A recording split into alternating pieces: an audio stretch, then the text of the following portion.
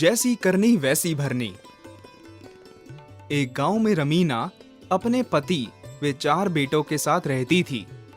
वह अपने परिवार के साथ खूब खुशहाल थी। वह मध्यम आय वाला परिवार था। अतः रमीना परिवार की कमाई का अधिकांश भाग बच्चों की शिक्षा पर खर्च करती थी। पिता भी बच्चों को खूब प्यार करता था।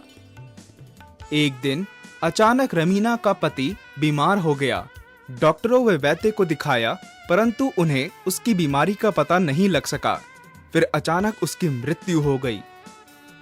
रमीना जैसे तैसे अपने बेटों को बड़ा करने लगी, परंतु जैसे जैसे वे बड़े होते गए उन्हें शहर जाने का भूत सवार होने लगा। धीरे धीरे वे गांव छोड़कर शहर चले गए। शहर में ही विवाह कर वहीं रहने लगे। रमीना बूढ़ी हो चुकी थी, परंतु उसने हिम्मत नहीं हारी थी। सिलाई बुनाई का कार्य करके अकेली ही रहती थी और अपने घर का गुजारा चलाती थी। एक दिन वह रसोई में खीर बना रही थी। खीर कई घंटों से पक रही थी। तभी रमीना को थकान महसूस होने लगी। वह रसोई के पास आंगन में चारपाई डालकर उस पर लेट गई।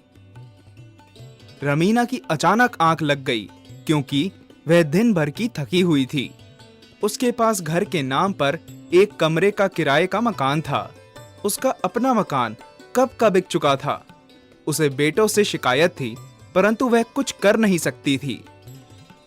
उसके 4 बेटे गांव छोड़कर जा चुके थे। उन्हें वहां से गए वर्षों बीत गए थे और वे गांव के बारे में सब कुछ भूल चुके थे, परंतु वे वहां जाकर बेईमान बन गए थे। 4 बेटे मिलकर घरों में चोरी करते थे, फिर माल बांटकर उसी से अपने परिवार का गुजारा करते थे। उन्हें ना तो माँ की फिक्र थी, ना ही कोई सुध। माँ का क्या हाल होगा यह वे नहीं जानना चाहते थे। 4 बेटे चोरी में इतने माहिर हो चुके थे कि वे कभी पकड़े ना जाते थे। एक दिन उन्होंने एक सर्राफ के यहाँ चोरी की और खूब मालामाल हो गए। लेकिन चोर को तो चोरी के सिवा कुछ करना आता ही नहीं है, अतः वे आलसी बनकर उस माल पर ऐश करने लगे। कुछ ही दिनों में सारा धन और माल समाप्त हो गया। अब उन्हें फिर से धन पाने की चिंता सताने लगी।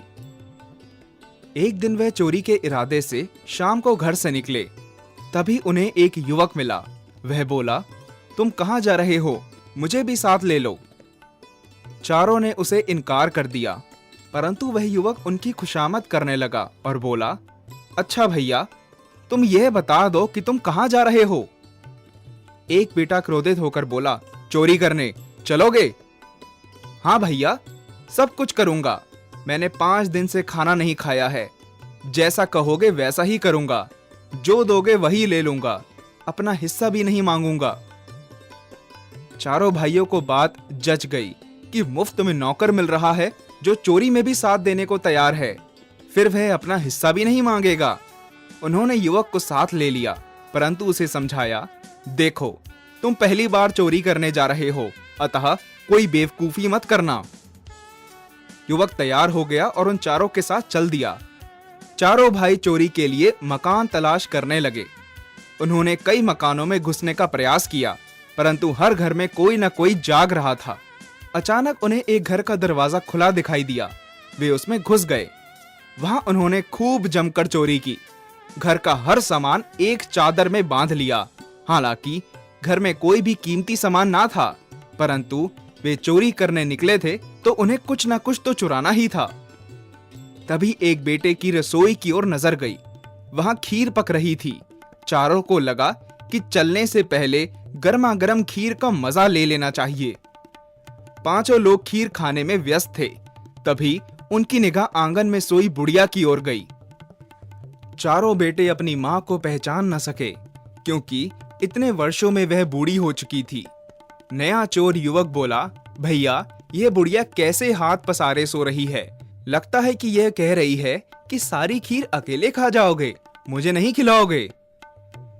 दूसरा बोला, हाँ और क्या, यह अपने लिए खीर पका रही है और हमने खत्म कर दी तो यह क्या खाएगी?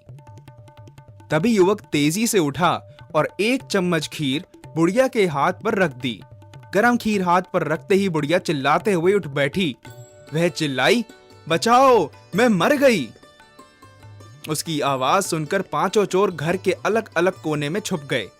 रमीना के चिल्लाने से बहुत सारे पड़ोसी दौड़ आए और पूछने लगे कि क्या हुआ, वह क्यों चिल्ला रही थी। अचानक हाथ पर गर्म खीर रखने से और भीड़ इकट्ठी होने से रमीना कुछ समझ ही ना सकी कि क्या हुआ, वह नींद में थी। तभी एक पड़ोसी ने पूछा, अम्मा क्या हुआ?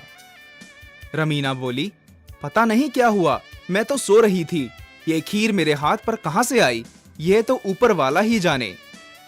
सभी चोर अलग कोने में छुपे बुढ़िया की बातें सुन रहे थे और घबरा रहे थे कि वे कहीं पकड़े ना जाएं। युवक जो नया चोर था और पहली बार चोरी करने निकला था, इत्तेफाक से ऊपर छत के किनारे छिपा बैठा था। रमीना की बात सुनकर उसे यूं लगा कि बुढ़िया ने उसे देख लिया है, तभी कह रही है कि ऊपर वाला जाने। वह ऊपर छिपे छिपे ही जोर से बोला, मैं क्या जानूं, यह तो बाथरूम वाला जाने कि क्या हुआ। युवक की बात सुनकर बाथरूम में छिपा चोर घबरा गया कि वह पकड़ा जाएगा तो उसकी पिटाई होगी। वह स्वयं को बचाने के प्रयास में बोला, मैं क्या जानूं, चारपाई के पीछे वाला जाने। तभी चारपाई के पीछे वाला बोल उठा, वाह, मुझे क्यों फंसा रहे हो, मैं क्या जानूं, सीढ़ियों वाला जानता है कि क्या हुआ। सीढ़ियों वाले ने भी तुरंत इसी तरह चिल्लाकर कहा, मुझे क्यों फंसाते हो, मैं क्या जानूं कि क्या हुआ, यह तो बिस्तर के पीछे वाला जानता है।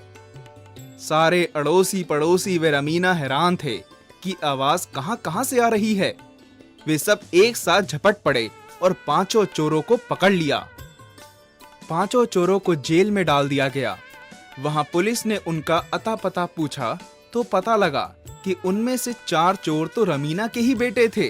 चारों ने बहुत मिन्नत की कि उन्हें बख्श दिया जाए, परंतु रमीना ने कहा, मैं बचाने वाली कौन होती हूँ, जैसी करनी वैसी भरनी।